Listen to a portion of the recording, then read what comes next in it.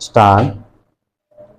माननीय सभापति जी, कृषि मंत्री जी ने इस सदन में जो मांग रखी है उसका मैं समर्थन करता हूं और बधाई देता हूं कि इस वर्ष के बजट में उन्होंने कृषि के लिए काफी अधिक राशि रखी है। हमारा देश एक कृषि प्रधान देश माना जाता है, लेकिन खेती और किसानों की ओर जितना ध्यान दिया जाना था पिछले सालों में वही नहीं दिया गया है। कृषि के प्रति हमारा जो दृष्टिकोण है उसके कारण कृषि की स्थिति ज्यों की त्यों हो रही है। अधिक राशि रखने से ही यह समस्या हल होने वाली नहीं है। इसका सही और पूरा इस्तेमाल हो, इस ओर भी हमें ध्यान देना चाहिए। स्थिति यह है कि किसान जो कि अन्न पैदा करने वाला है, वही रात को भूखा सोता है। कृषि के इतनी सालों बाद भी यही स्थिति है।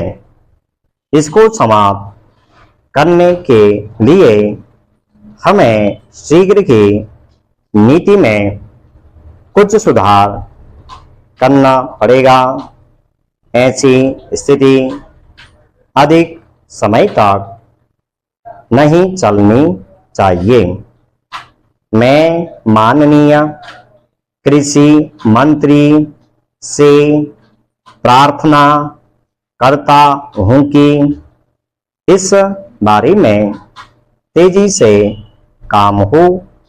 यदि सरकार कृषि की स्थिति में सुधार लाना चाहती है तो इसकी पैदावार पर जो खर्च आता है वह किसान को मिलना चाहिए। इसके बिना खेती में सुधार नहीं होगा।